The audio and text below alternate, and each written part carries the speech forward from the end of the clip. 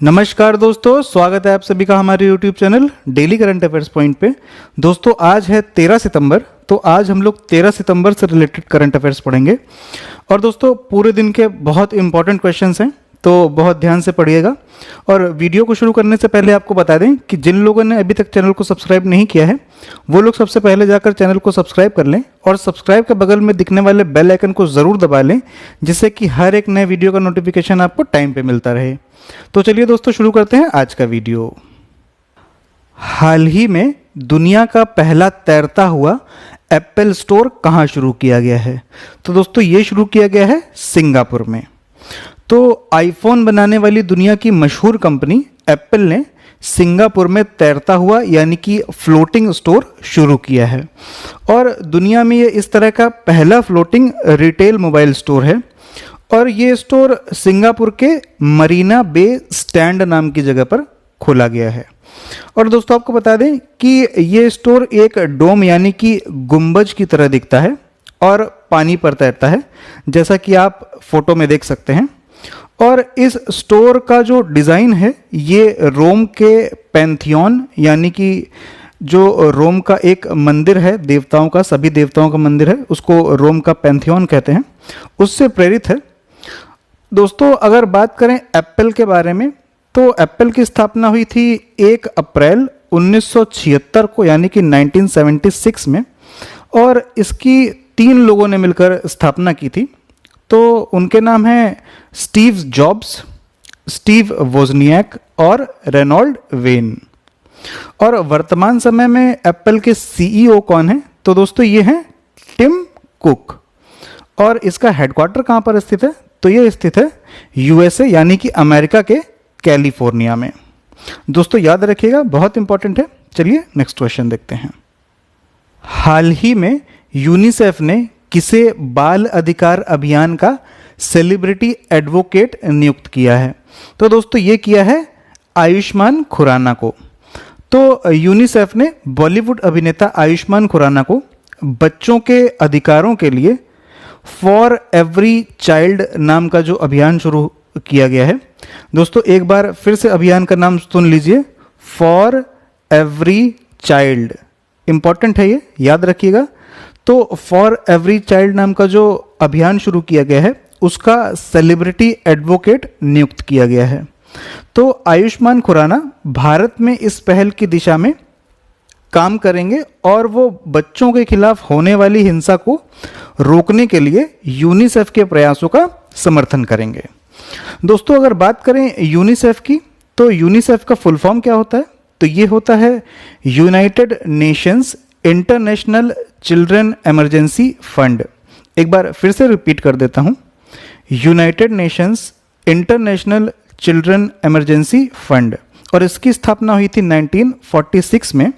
और इसका मुख्यालय कहाँ स्थित है? तो ये स्थित है न्यूयॉर्क यूएसए में। और वर्तमान समय में इसके अध्यक्ष कौन है? तो दोस्तों इसके अध्यक्ष हैं एन वेनेमन। और कार्यकारी निदेशक कौन है? तो ये हैं हेनरीटा एच फोर। याद रखिएगा दोस्तों, बहुत इंपॉर्टेंट है। चलिए नेक्स्ट क्वेश्चन देखते हैं। हाल ही में जारी फिच रेटिंग एजेंसी की रिपोर्ट के अनुसार वित्त वर्ष 2021 में भारत की जीडीपी कितनी रहेगी? तो दोस्तों ये रहेगी -10.5% यानी कि -10.5%। तो फिच रेटिंग एजेंसी के अनुसार वित्त वर्ष 2021 में भारत की जीडीपी 10.5% की गिरावट रहने का अनुमान है, यानी कि भारत की जीडीपी होगी -10.5%। और दोस्तों अगर बात करें फिच रेटिंग एजेंसी की, तो ये एक अमेरिकन रेटिंग एजेंसी है और ये दुनिया की 3 सबसे बड़ी रेटिंग एजेंसियों में से एक है। एक तो हो गई फिच और बाकी 2 एजेंसीज के नाम जान लेते हैं। तो एक है इसमें मूडीज और दूसरी है S&P ग्लोबल, यानी कि इसका पूरा नाम है स्टैंडर्ड एंड पुअर्स ग्लोबल।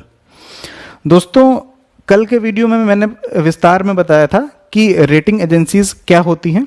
अगर किसी को ना पता हो तो आप कल का वीडियो देख सकते हैं, उसमें मैंने अच्छे से समझाया है कि रेटिंग एजेंसीज क्या होती हैं, उनका काम क्या होता है। तो इम्पॉर्टेंट है दोस्तों, याद रखिएगा। चलिए नेक्स्ट क्वेश्चन देखते हैं। एयरो इंडिया का 13वां संस्करण कहाँ आयोजित किया जाएगा? तो दोस्तों ये किया जाएगा बेंगलोर में।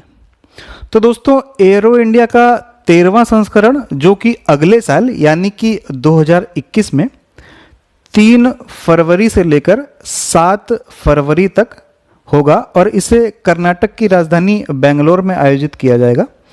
और एक इम्पॉर्टेंट बात और याद रखिएगा कि इसे कर्नाटक के येलहंका नाम के एयरफोर्स स्टेशन पे आयोजित किया जाएगा। और दोस्तों आपको बता दें कि एयरो इंडिया एशिया का सबसे बड़ा एयर शो और विमानन प्रदर्शनी है। इसकी शुरुआत सबसे पहले वर्ष 1996 में यानी कि 1996 में की गई थी और तब से इसे प्रत्येक दूसरे वर्ष पर मनाया जाता है। दोस्तों अगर बात करें कर्नाटक की, तो कर्नाटक की राजधानी है बेंगलोर और यहाँ के मुख्यमंत्री कौन है? तो ये हैं BS येदुरप्पा। राज्यपाल हैं वजुभाई वाला। और दोस्तों आपको बार बार स्टेट्स के बारे में इसलिए बताया जाता है जिससे कि आपको जो स्टैटिक जीके का पार्ट है ये बिल्कुल रट जाए, तो इसको इग्नोर मत करिएगा, इसको अच्छे से हर बार सुनिएगा कम से कम, जिससे कि अपने आप आपको सारी चीज़ें याद हो जाएंगी। चलिए नेक्स्ट क्वेश्चन देखते हैं। यूनिसेफ की रिपोर्ट के अनुसार भारत में 1990 से 2019 के बीच 5 साल से कम आयु के बच्चों की मौत में कितनी गिरावट आई है? तो दोस्तों ये आई है 4.5% यानी कि 4.5%। तो अभी हाल ही में यूनिसेफ ने एक रिपोर्ट जारी की है और उस रिपोर्ट में ये कहा गया है कि भारत में 1990 से 2019 के बीच 5 साल से कम आयु के बच्चों की मौत में प्रतिवर्ष 4.5% की गिरावट आई है। और इस रिपोर्ट में ये कहा गया है कि भारत में 1990 में बाल मृत्यु दर यानी कि चाइल्ड मोर्टेलिटी रेट, जिसको कि शॉर्ट में CMR बोलते हैं, ये प्रति 1000 बच्चों में 89 था 1990 में, और अब ये 2019 में सिर्फ 28 रह गया है। तो ये एक अच्छी बात है। दोस्तों बहुत इंपॉर्टेंट क्वेश्चन है, बहुत बार एग्जाम में पूछा जाता है, तो याद रखिएगा। चलिए नेक्स्ट क्वेश्चन देखते हैं। हाल ही में इजराइल के साथ शांति समझौता करने वाला दूसरा खाड़ी देश कौन बन गया है? तो दोस्तों ये बन गया है बहरीन। इजराइल और खाड़ी देश बहरीन ने अपने संबंधों को पूरी तरह से सामान्य बनाने के लिए ऐतिहासिक समझौता किया है और इस बात की जानकारी अमेरिकी राष्ट्रपति डोनाल्ड ट्रंप ने ट्वीट करके दी है। और इसी के साथ ट्रंप ने यह भी कहा कि 30 दिनों के भीतर इजराइल के साथ शांति समझौता करने वाला दूसरा देश बन गया है बहरीन। आपको बता दें कि दोस्तों कुछ दिन पहले ही इजराइल से शांति समझौता करने वाला संयुक्त अरब अमीरात यानी कि UAE पहला अरब देश यानी कि खाड़ी देश बन गया था। और इस समझौते पर इजराइल के प्रधानमंत्री बेंजामिन नेतन्याहू ने कहा है कि ये शांति का एक नया युग है और उन्होंने नारा दिया है कि शांति के लिए शांति और अर्थव्यवस्था के लिए अर्थव्यवस्था। दोस्तों मैंने इजराइल के बारे में तो आपको बहुत बार बताया है, आज बहरीन के बारे में बात करते हैं। तो दोस्तों बहरीन की राजधानी क्या है? तो वो है मनामा। और यहाँ पे करेंसी क्या चलती है? तो ये चलती है दिनार। और यहाँ के प्रधानमंत्री कौन है? तो ये हैं खलीफा बिन सलमान अल खलीफा। तो दोस्तों याद रखिएगा, इंपॉर्टेंट क्वेश्चन है। चलिए नेक्स्ट क्वेश्चन देखते हैं। हाल ही में भारत का सबसे बड़ा पिगरी मिशन किस राज्य सरकार द्वारा लॉन्च किया गया है? तो दोस्तों ये लॉन्च किया गया है मेघालय सरकार द्वारा। तो दोस्तों मेघालय सरकार ने देश का सबसे बड़ा पिगरी मिशन लॉन्च किया है और इस मिशन के लिए 209 करोड़ रुपए का व्यय किया जाएगा, जो कि इस तरह की मिशन के लिए किया जाने वाला अब तक का सबसे बड़ा बजट आवंटन है। और इसे मेघालय पशु उद्यम उन्नति सोसाइटी के अंडर में राष्ट्रीय सहकारी विकास निगम यानी कि NCDC जिसका फुल फॉर्म होता है नेशनल कोऑपरेटिव डेवलपमेंट कॉरपोरेशन के द्वारा फंड किया जाएगा। तो इस योजना का उद्देश्य क्या है? तो इसका उद्देश्य अगले 3 सालों में 150 करोड़ रुपए के वार्षिक पॉर्क होता है दोस्तों सुअर का मांस, तो 150 करोड़ रुपए के वार्षिक पॉर्क का आयात कम करना है और मेघालय को पॉर्क के उत्पादन में आत्मनिर्भर बनाना है। चलिए दोस्तों नेक्स्ट क्वेश्चन देखते हैं। हाल ही में भारत सरकार ने लोन मॉरेटोरियम का असर जानने के लिए किसकी अध्यक्षता में समिति का गठन किया है? तो दोस्तों ये किया है राजीव महर्षि जी की अध्यक्षता में। तो लॉकडाउन के दौरान मॉरेटोरियम यानी कि बैंक कर्ज की किस्त चुकाने पर दी गई छूट अवधि के दौरान कर्जदारों को ब्याज से राहत और ब्याज पर ब्याज से राहत सहित अन्य मुद्दों पर आकलन करने के लिए सरकार ने देश के पूर्व सीएजी यानी कि पूर्व नियंत्रक एवं महालेखा परीक्षक राजीव महर्षि की अध्यक्षता में एक 3 सदस्यीय कमेटी का गठन किया है। तो दोस्तों एक सदस्य तो हो गए राजीव महर्षि जी, तो 2 अन्य सदस्य कौन है ये भी जान लेते हैं। तो एक सदस्य हैं इनमें से आईआईएम अहमदाबाद के पूर्व प्रोफेसर और आरबीआई की मौद्रिक नीति समिति के पूर्व सदस्य रह चुके डॉक्टर रविंद्र ढोलकिया जी, और दूसरे सदस्य हैं एसबीआई और आईडीबीआई बैंक के पूर्व मैनेजिंग डायरेक्टर रह चुके बी श्रीराम जी। तो दोस्तों इंपॉर्टेंट है, याद रखिएगा। चलिए नेक्स्ट क्वेश्चन देखते हैं। हाल ही में किसने जलवायु स्मार्ट शहरों का आकलन ढांचा यानी कि CSCAF 2.0 की शुरुआत की है? तो दोस्तों इसकी शुरुआत की है हरदीप सिंह पुरी जी ने। तो आवास एवं शहरी कार्य मंत्री हरदीप सिंह पुरी ने अपने मंत्रालय द्वारा आयोजित एक वर्चुअल कार्यक्रम के दौरान जलवायु स्मार्ट शहर आकलन ढांचा, जिसको कि इंग्लिश में बोलेंगे climate smart cities assessment framework, का शुभारंभ किया और इसके अनुसार अब 5 मानकों के आधार पर स्मार्ट सिटीज़ की रेटिंग की जाएगी, जिसका रिजल्ट अक्टूबर में घोषित किया जाएगा। और इसमें कम रेटिंग वाले स्मार्ट शहरों को मंत्रालय गाइडलाइन जारी करेगा, जिससे कि वे अपने क्षेत्रों में जो कमियां हैं उनको दूर कर सकें। तो ये जो 5 मानक तय किए गए हैं, ये 5 मानक कौन से हैं ये जान लेते हैं। तो इनमें से एक है वेस्ट मैनेजमेंट, दूसरा है ट्रांसपोर्ट मैनेजमेंट, तीसरा है एनर्जी मैनेजमेंट, चौथा है वाटर मैनेजमेंट और 5वां है urban planning management.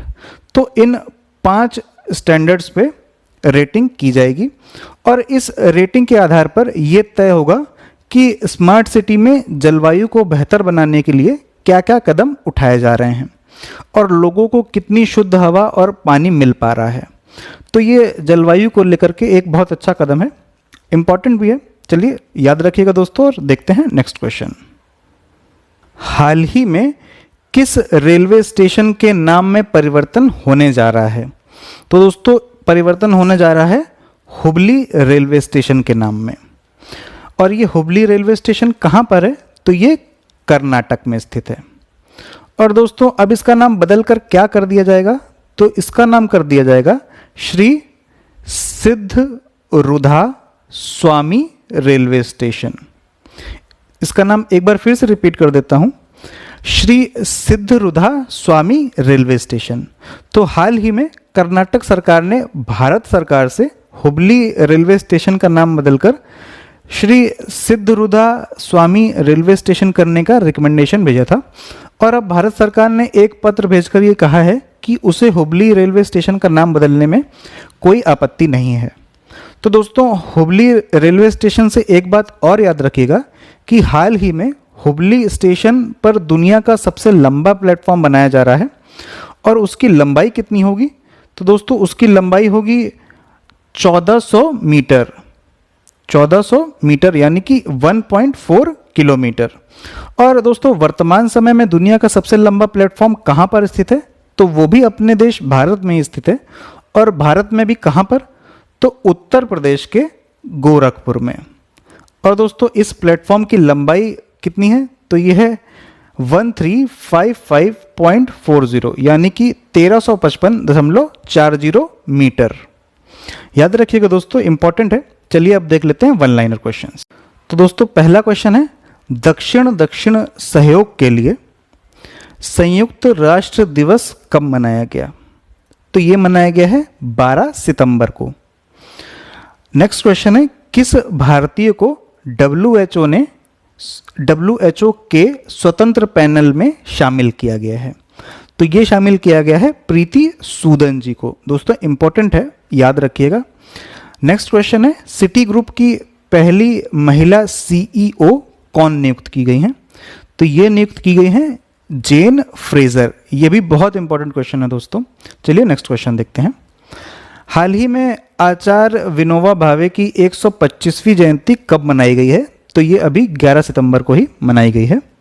Last question है दोस्तों, हाल ही में advertising standard council of India के अध्यक्ष कौन नियुक्त किए गए हैं?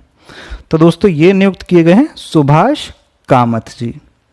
तो दोस्तों आज की वीडियो में सिर्फ इतना ही। अगर वीडियो आपको पसंद आया हो तो वीडियो को लाइक करिएगा और अपने दोस्तों में शेयर करिएगा। और अगर चैनल को अभी तक सब्सक्राइब नहीं किया है तो चैनल को ज़रूर से सब्सक्राइब कर लीजिएगा। चलिए दोस्तों मिलते हैं अब नेक्स्ट वीडियो में।